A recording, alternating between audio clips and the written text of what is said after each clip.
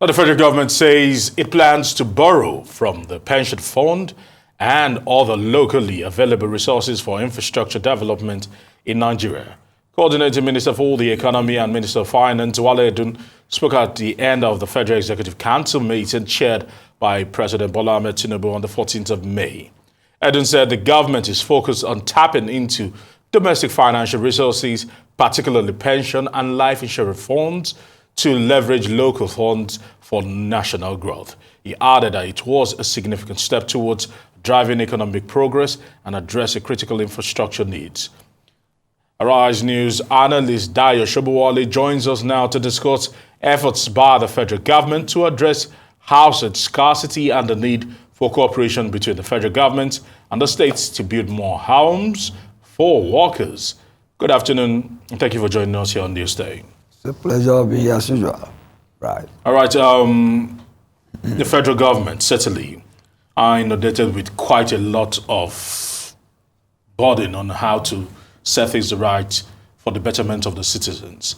Let's focus on housing.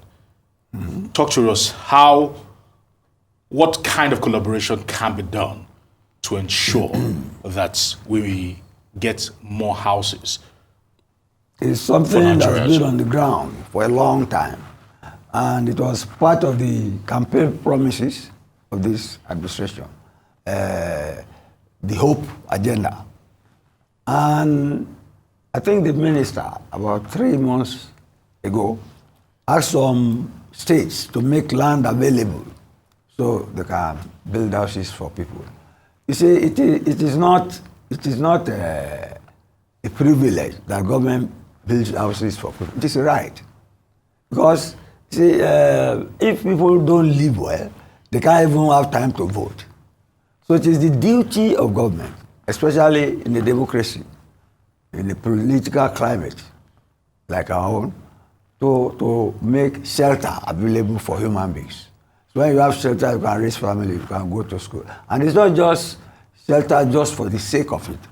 You must have things that, respect the value of life.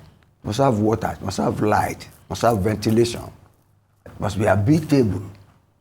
See? So that the people living there will be healthy. But you see, it has been a very, very elusive thing.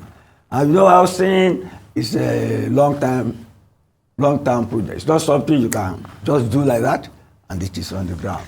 So since FESTA, FHA and all that, state governments all over, I must consider, state governments all over have been building housing estates.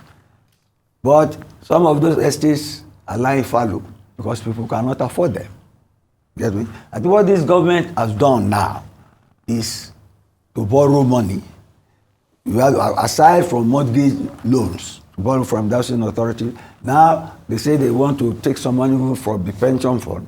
I don't have any problem with that as long as they don't deprive pensioners of their pension thereafter. There's nothing wrong if you borrow money to rectify infrastructure housing deficit. It is as long as they abide by the repayment arrangement with the pension fund so that they don't deprive pensioners of their payment thereafter. So it's a welcome development. And you see, they say Nigeria has the largest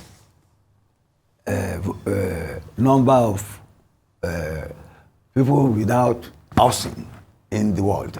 And it's not as if people just live on the streets like they do in New York now. The immigrants, they are bringing it there. See, in the north areas where we have insecurity, when these bandits, kidnappers come there, these artisanal miners and terrorists, they displace people. That is why we have a large number of Nigerians living in places categorized as internally displaced people. And the quality of life, there is nothing to write home about. But then you see, if you talk of housing for such people, it's not as if even if government, the houses they are building now, if the terrorism creeps there, if they do not stop the terrorism, people will flee the place. And will be taken over by security forces.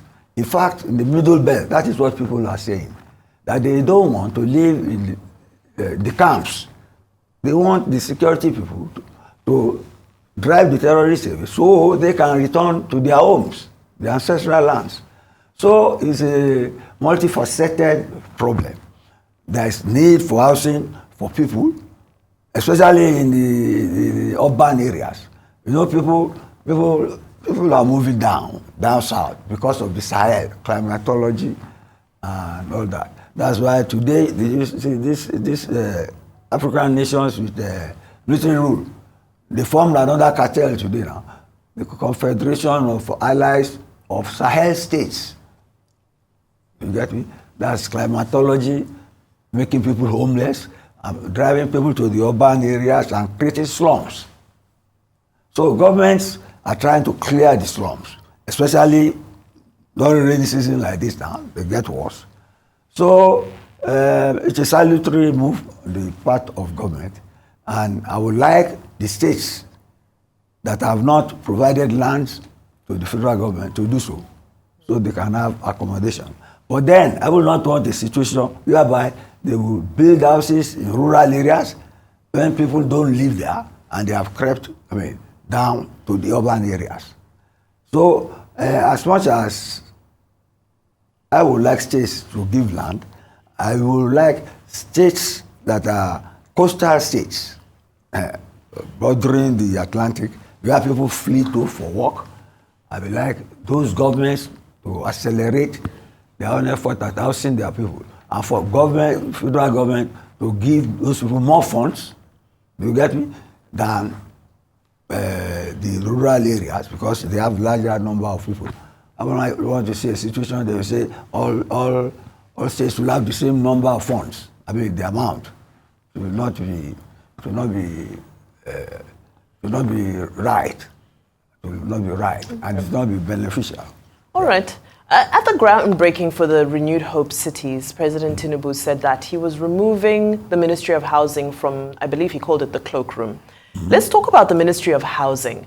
Do you think that, as much as this is a commendable project and great that they're spearheading it, it's also coming off of the backdrop of we're seeing massive demolitions taking place across the country. Of course, we know those people did build on state land that they were not meant to, but a lot of controversies arising there. So a lot of demolitions happening. We're also seeing a lot of mass evictions as well from illegal habitations, especially here in Lagos State. So my question is, do you think that there's a greater role that the Ministry of Housing can play collaboratively with the states? Because surely one should have looked at creating housing before demolishing people's homes and evicting illegal squatters from various places. Where are those people supposed to go if we're saying our Renewed Hope cities are only going to be up in the next couple of years? We are getting humanitarian now at the expense of the law.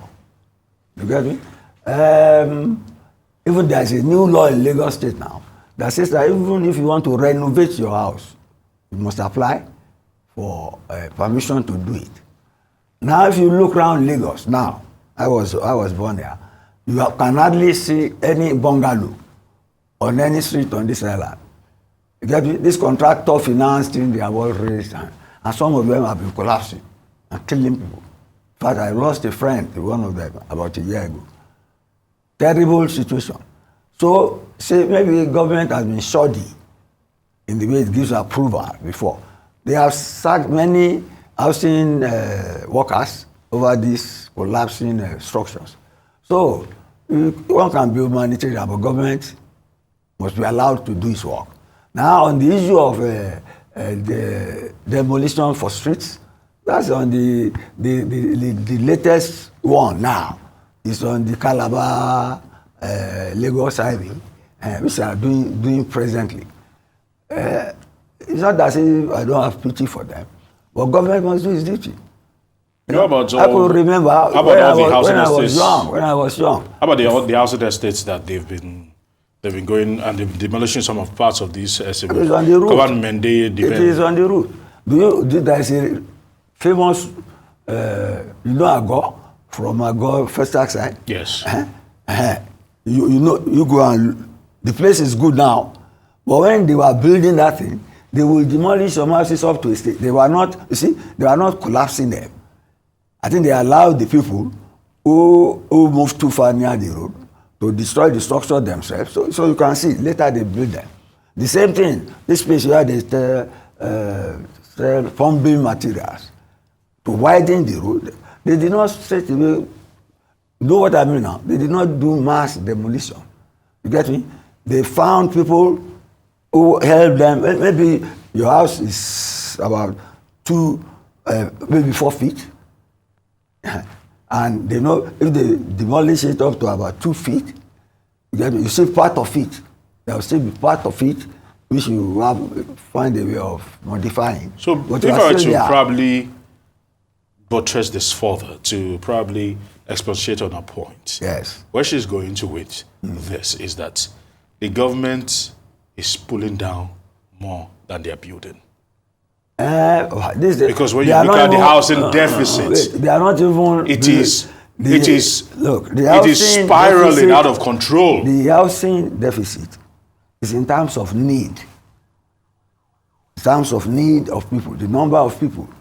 They say we will need about 21 trillion. Get me? To build about 20 million houses or 20 in the next 10 years. That one is the long term. What she is talking about, I wish I sympathize with her, is this Calabar something? Yes.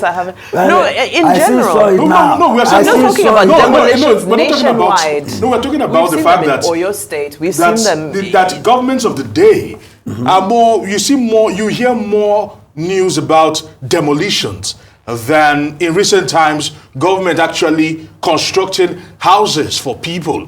Look, in Nigeria, generally now. There are not enough houses.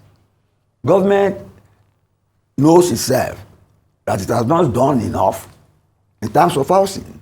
That is why they are starting this project now. If you talk of demolition or of houses along road construction sites, we're just talking about we're talking about it generally. Generally. Yes. Generally, because the point is this, you look at this, the Ministry of Housing. Okay, as we're trying to wrap it up, the Ministry of Housing is not a new ministry. We've also had Ministry of Housing for a very long time. It could have been maybe fused with other ministries and the rest of them. Right. But what has the government really done to actually reduce the housing deficit? Because between 2010 and 2022, if you look at the report that actually came out, the numbers almost tripled in terms of housing deficits. And yes, we have a ministry and we still have a government that still probably would rather reduce the number of houses, whether it's legal or illegal, as against build more. Urbanization is an immediate answer to that. Urbanization. People are coming down here. You get me? People are coming. You see, if you want to really match it in terms of justice, let's look at the rate at which people come down here and the rate at which governments will build houses. Then if they go pari passu, then you can see what is wrong and what is not. All right. That's it. All right, so Mr. Dayo Sobowale, we will pick this up on another occasion. Thank you so much for your analysis.